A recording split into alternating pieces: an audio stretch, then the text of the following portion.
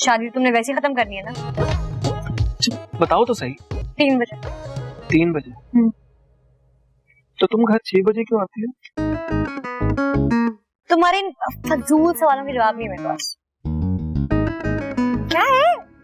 देख लो, ये बात तुम्हारे लिए मुश्किल बन सकती है। क्या कर लोगे तुम?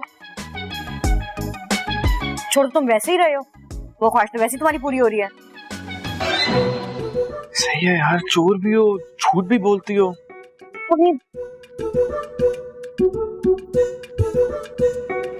अच्छा एक बात बताओ, तुमने उस दिन वो किताबें क्यों चोरी की? क्यों जानना है तुम्हें? अब क्यों जानना है? चोर समझते हो ना, तो चोरी से। लेकिन चोरी करने की भी तो कोई वजह होती है ना? वजह जाननी है तो? हाँ। तो फिर सुनो, मैं उस दुकान वाले खड़ूस अंकल से किताबें लेने गई, ठीक है? मुझे क्लास 3 की किताबें चाहिए थी, उन्होंने मुझे क्लास 2 की किताबें दे दी। जब मैं वापस गई उनको एक्सचेंज करवाने, तो उन्होंने वो किताबें मुझसे वापस नहीं ली। उन्होंने कहा मैं नहीं लूंगा, ठीक है? तो मैंने किताबें उनके मुंह पे मारी और उन्हें किताबें भी रख ली और मेरे पैसे भी रख लिए। फिर क्या? मैं अपने पैसे तो छोड़ने वाली नहीं थी, तो मैंने किताबें चोरी कर ली और उसी वक्त उन्होंने मुझे देख लिया और दुनिया का सबसे बड़ा चोर समझ। एक सेकंड, लेकिन तुम्हें क्लास 3 की किताबें क्यों चाहिए थी? दानिश के लिए। दानिश के लिए? हाँ। दानिश को क्या जरूरत क्लास 3 की किताबों की? दानिश के दोस्त के छोटे भाई के लिए, पागल। स्माइलिंग क्यों करा रहे हो? कुछ नहीं। बहुत ही अच्छी बात है। हाँ भाई दानिशमंद। और जुनैद भाई, फिर आप गए रे लापी के पीछे?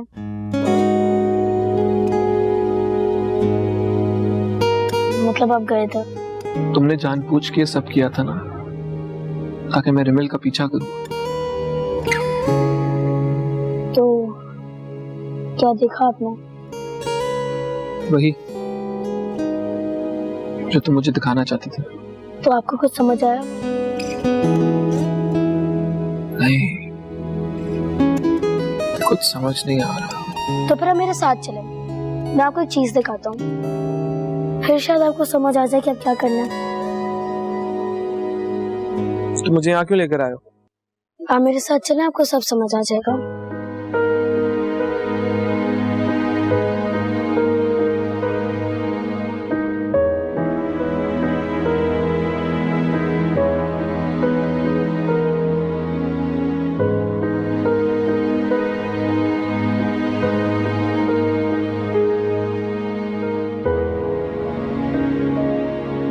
दानिश भाई, आप?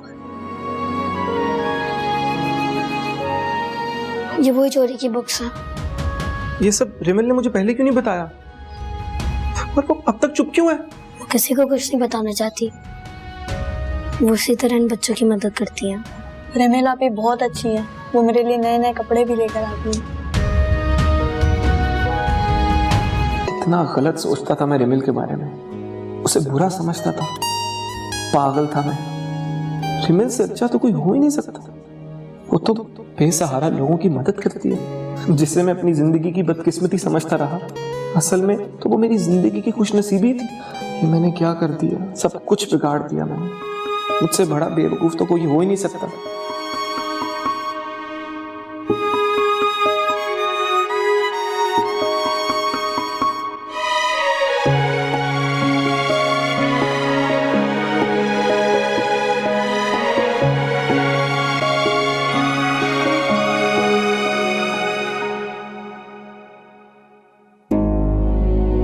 जाने दें आप मुझे। क्या है, मशवरा तो करेंगे ना आपस में बैठ के। क्या फायदा? क्या मतलब है, जो तुम कहोगी वो कर लेंगे, जैसे कहोगी वैसे कर लेंगे, ऐसे थोड़ी होता है। ये आज सब लोग एक ही जगह इकट्ठे हो गए हैं। जुनैद आओ बेटा, तुम्हारा इंतजार कर रहे थे। तुम ही समझाओ इसको। क्यों, क्या हुआ? जुनैद से क्यों पूछ रहे हैं? वो तो यही चाहेगा ना कि मैं चली जाऊं। क्यों? कहाँ जा रही हो तुम? अरे वो उसके ऑफिस वालों ने उसकी पोस्टिंग कर दी है इस्लामाबाद, और ये भी बेहद जिद कर रही है। और हम तो थक गए हैं इसे समझा समझा के, मगर मजाल है कि इसके कान पे जूं भी रेंग रही है। तो सोचा तुम्हें कहते हैं भाई, शायद तुम्हारी बात समझ में आ जाए इसकी। अम्मी मैं क्या करूंगी यहाँ पे, जाने दे मुझे। मैंने रिमन को समझा दिया कि जुनैद तुम्हारा शौहर है, जो भी इजाजत लेनी है उससे लो, तुम जानो तुम्हारा काम जाने। जी भाई शौहर साहब, क्या कहते हैं आप? अगर मैं रोकूंगा तो तुम रुक जाओगी? बोलो रिमन। अब ये फैसला भी मुझसे पूछ कर लोगे? अच्छा सही है, मुझे जाना। मैं तुम्हें इजाजत देता हूँ, जा। पक्का? हाँ।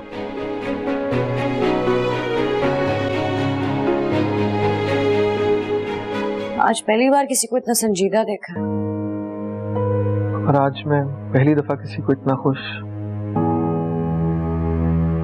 तुम्हें सच में लगता कि मैं बहुत खुश हूँ जाने के लिए? तो यही तो चाहती थी तुम, कि तुम्हें जॉब मिल जाए। तुम्हें कैसे पता? मैंने तुम्हारी ईमेल्स पढ़ी थी। क्या ईमेल्स पढ़ी है मेरी? तुम्हें पता कितनी गलत बात होती है किसी की ईमेल पढ़ना? क्यों किया तुमने ऐसा? मैं तुम पर नजर रख रहा था, तुम्हें तंग करने के लिए। ये फूल मेरे लिए लाए हो?